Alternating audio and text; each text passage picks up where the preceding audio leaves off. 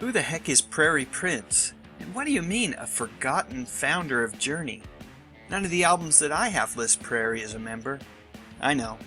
Journey's debut album lineup included master drummer Ainsley Dunbar on the kit.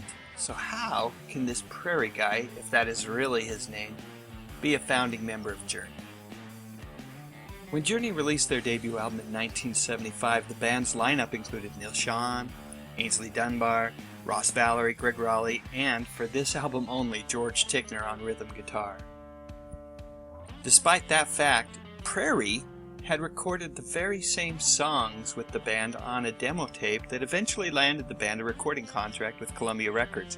The problem is that Prairie was already in another band that showed as much promise, if not more, in 1975 than Journey. That band was the Tubes. Prairie had moved from Arizona to California with his friends in that band to find fame and fortune, and Prairie had a not-so-difficult decision to make. Stay with his buddies who he'd known since high school and had secured a deal with A&M Records, or venture off with a new group of very, very talented musicians and become part of Journey. At the end of the day, Prairie, in his own words, said that he had to follow his art and his musical brothers. Prairie's loss was Dunbar's gain. So I think it's understandable why Prairie chose the Tubes. By the time Journey had hit it big, the Tubes were also hitting their stride.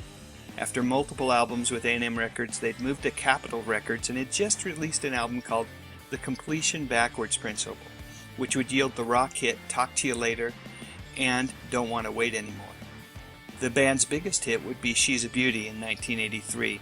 Besides the hits, the Tubes were known for pushing the limits of their stage show, and when MTV hit the airwaves in the early 80s, the Tubes were right there with Journey alongside for the ride. Flash forward almost 40 years and the Tubes continue to perform together.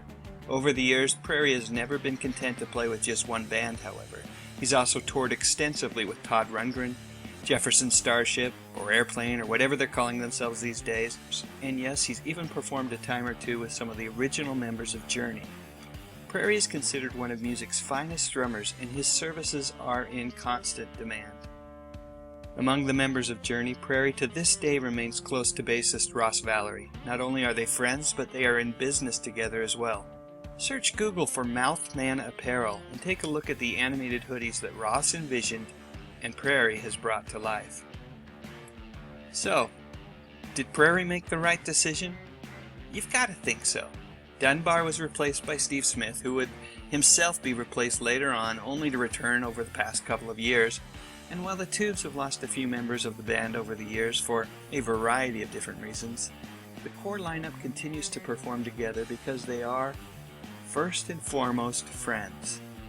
And that is worth more than any multi-platinum album in my mind. So what do you think? Are you a fan of the Tubes as well as Journey?